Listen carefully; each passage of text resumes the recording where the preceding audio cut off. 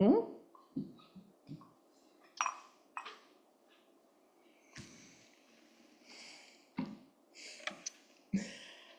15 years ago, my husband and I were in what I called the exhaustion years.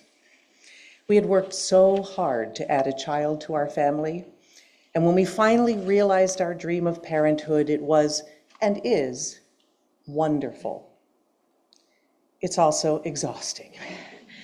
Tell me I'm not the only one who's felt this. When our son was maybe 5, we hadn't had a date since they were born. True story. Current parents, do not let this happen to you. Anyway, surprise, our relationship was suffering a bit from the neglect. So impulsively, one Wednesday, we both decided to stay home from work, and as soon as we dropped our son at school, we hopped right back into bed to do, well, whatever we want to do for the next 6 hours. It was titillating, exciting, and romantic. A short return to Paradise Lost. So many options. I mean, you can do anything in paradise, right? What should we do? Well, maybe a nap. Yeah, but later. Maybe a special lunch date. Great. Later. Maybe a little, Oh yeah, for sure. But maybe just a little later. We decided to ease into the main attraction by watching a movie in bed. I suggested Under the Tuscan Sun. My husband recommended a very highly rated Robert Redford movie. Now, my husband is a very handsome man, but who among us would say no to a little Robert Redford as a preview of coming attractions? The movie promised to be a one-man tour de force performance, and even better for my sailor husband, it takes place on a sailboat. And so we chose the Robert Redford sailing movie. The Robert Redford sailing movie called All Is Lost. Has anyone seen this movie? Yeah. Okay. Spoiler alert. As a public service message, I am about to summarize this movie. First 5 minutes, a solo sailor's yacht strikes a shipping container in the middle of the ocean, puncturing the hull and disabling all communication devices. Remaining 100 minutes, sailor tries desperately to survive, alone in a sinking ship in the middle of nowhere until all is lost. It is an excellent movie, and Robert Redford is tremendous and gorgeous, but for the love of God, do not watch this movie for a romantic afternoon. I call this day Paradise Lost. I've been longing to tell that story for so long. Oh. But sometimes it's not just a ruined afternoon, and it's not so easy to laugh at, even in hindsight, 10 years later. Sometimes life puts us under immense pressure. Our stresses are sustained and daily. Our fears are warranted. Our pain and trauma are real. Have you ever felt like all is lost? Sometimes for me, it's our country, the world, or all of humanity. I have these feelings most often after doom scrolling the news, pretty much every day lately. Sometimes it's just me, I'm sure, is lost, as I'm reviewing my mistakes, my fears, my failings, usually around 2 a.m., staring at the ceiling and into the face of doom. It doesn't help me when people rightly say that every generation thinks it's the worst and that it's the end of the world, or our worst misfortunes rarely happen, and worrying just makes you suffer twice. So what then? When we're lost at sea, alone, no help in sight. When we're under life's immense pressure, helpless to believe in rescue. What should we do? What can we do? How do we hold on to hope when hope is lost?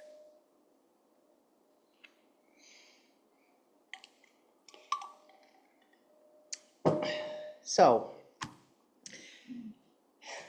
it was a beautiful autumn day as I was loading the car to start the 12-hour drive back to Chicago.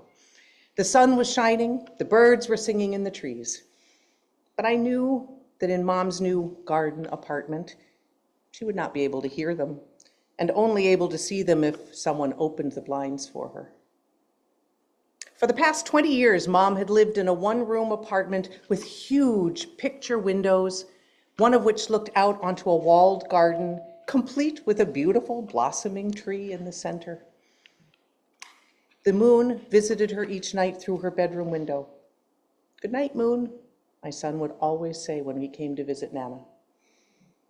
Mom had embraced her life at the retirement community wholeheartedly and enjoyed every available pleasure independent living had to offer.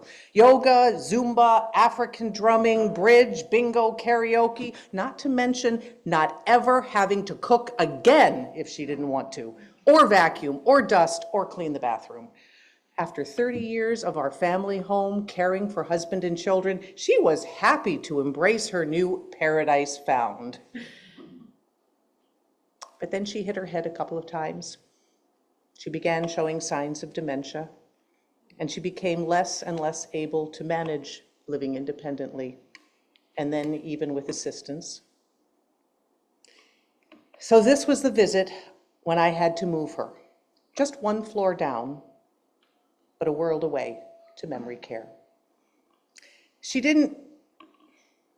couldn't understand. And each time I carefully, patiently, stupidly tried to explain the move, she just got upset again. Well, of course she did. I was banishing her from paradise over and over and over. So I finally listened to the experts and just stopped telling her she was moving.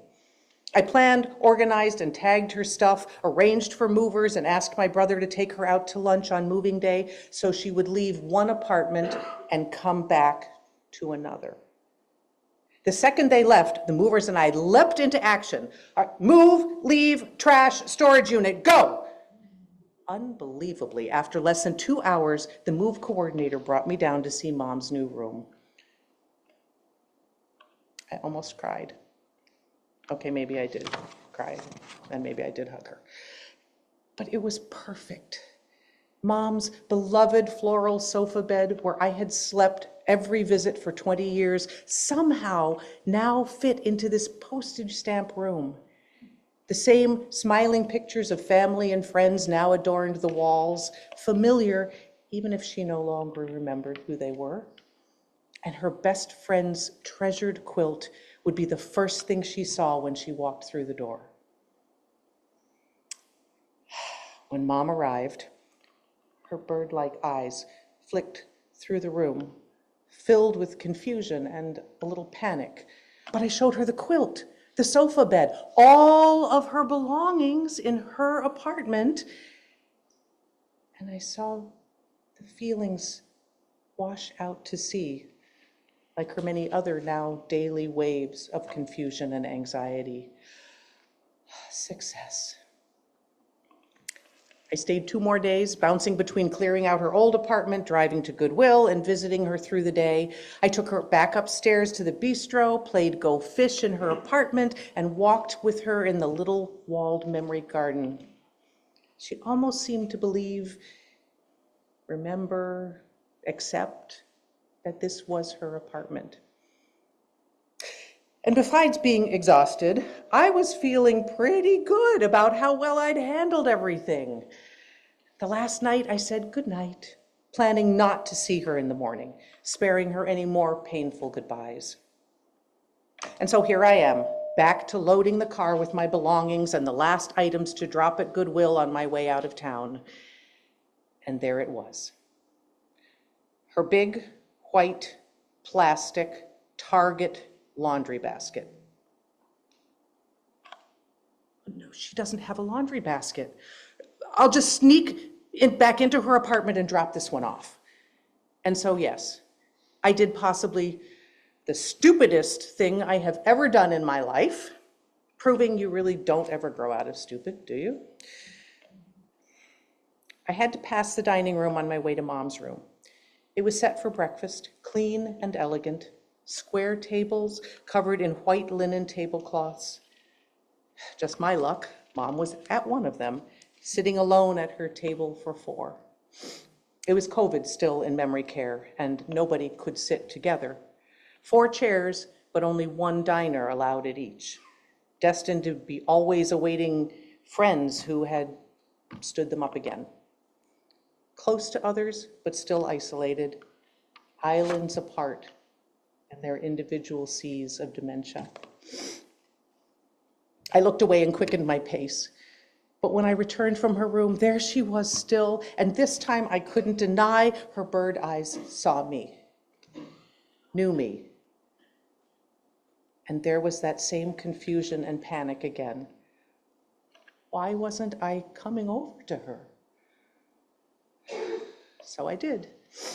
I went over to her lonely table with white tablecloth and white plastic bib, her meal forgotten, as it so often was after each bite, and her favorite chocolate ice cream melting in its cup. I sat down, helped her to eat a few bites, and tried, foolishly, to remind her once again, I'm heading back to Chicago, where I live, and I will be back soon. There was a pause, and then it happened. Her eyes stopped moving and filled to overflowing. Her voice made its way up all the way from her soul, and she said softly, so softly, without anger or accusation, without thought or premeditation, I feel forsaken. What could I say? She was right, and I was lost. All was lost. I had destroyed the person I most loved and who loved me the most. So I just stood there, frozen, hopeless, praying for the earth to open and swallow me up. And then I heard a voice I'd never heard before. Hug your mother. A voice from nowhere, from an angel I don't believe in. Hug your mother. And there she was, the one other resident in the dining room, alone too at her table for 4. I did not know Minetta could speak until that moment. I did not know she was an angel until that moment. Hug your mother.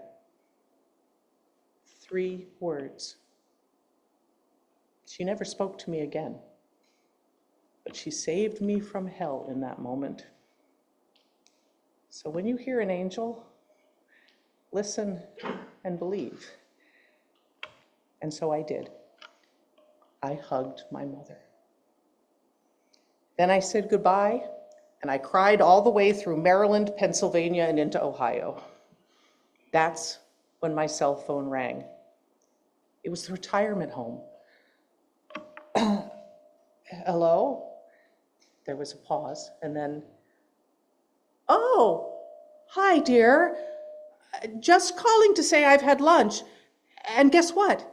They have my favorite, chocolate ice cream.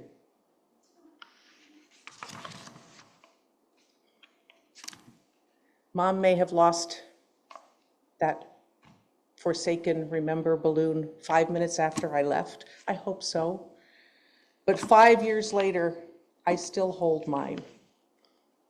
And I think I now know, I understand what it is to feel forsaken. It's not just feeling depressed or anxious, although I inherited both of those from my mom also. but it's feeling abandoned, betrayed, alone and helpless. Makes me want to run home to my parents, knowing that they will gather me into their arms and hold me like they used to and tell me all is not lost. But they're gone. Have you ever felt forsaken? Parents, friends, partners, children even sometimes forsake us. Intentionally or not intentionally, we're exiled from people who knew us in ways nobody can ever know us again, because their memories of us are gone with them. Those who knew us so well and loved us so deeply that they were our sanctuary. So how do we hold on to hope when we are lost and forsaken? I don't know. Sorry. Can we ever return to paradise?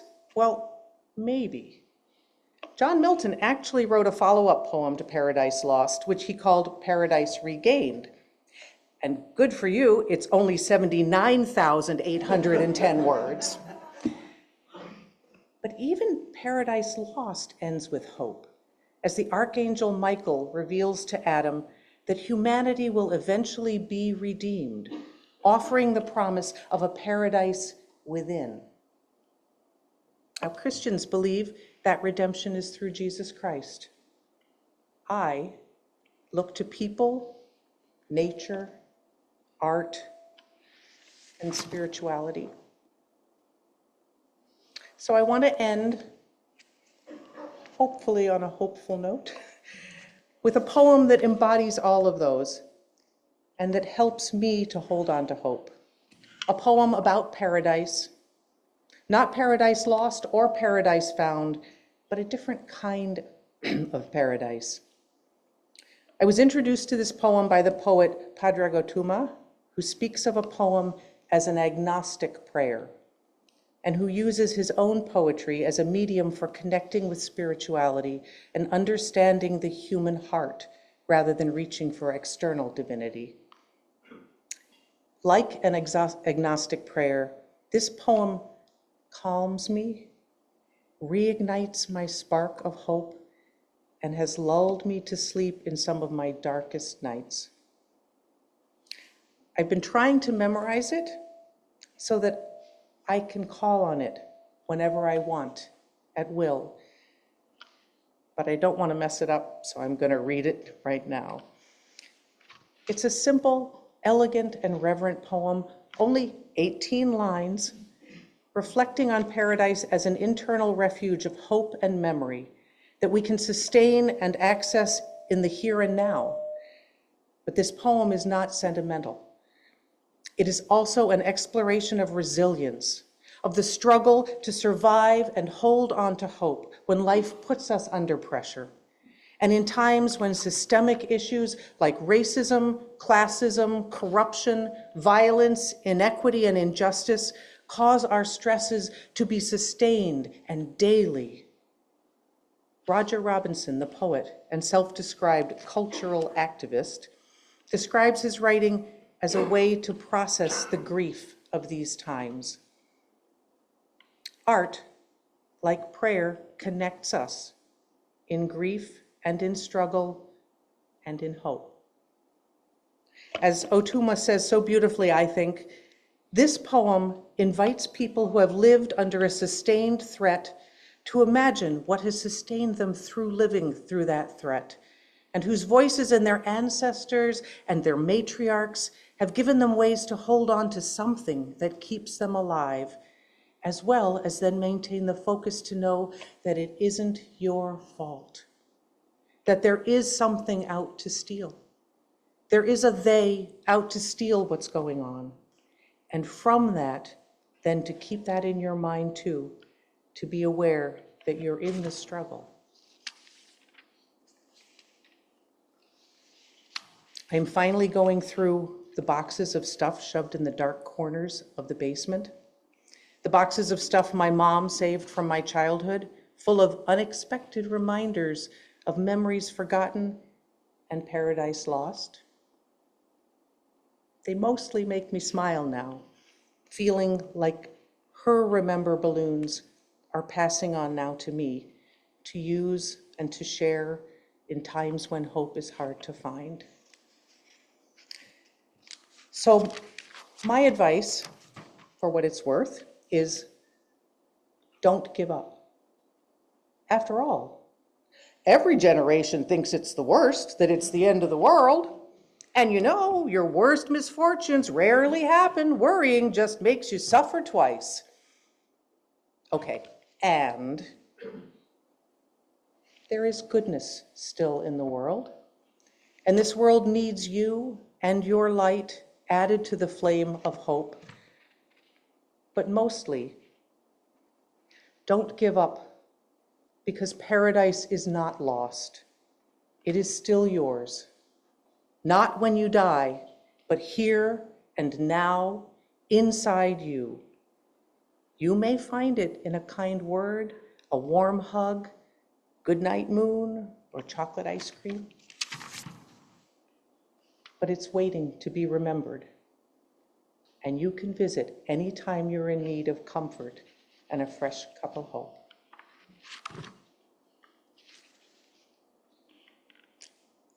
A Portable Paradise by Roger Robinson.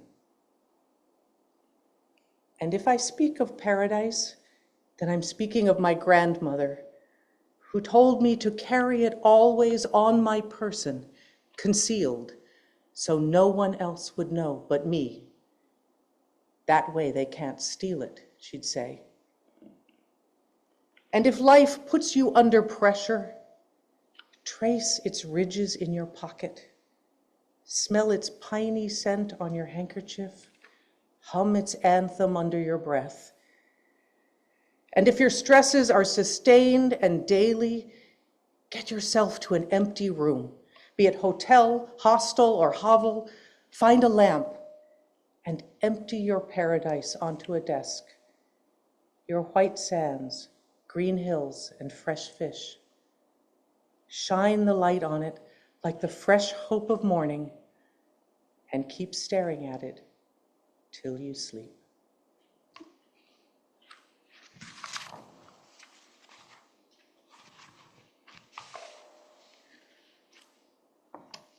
And now I invite you to turn to hymn number 27, I Am That.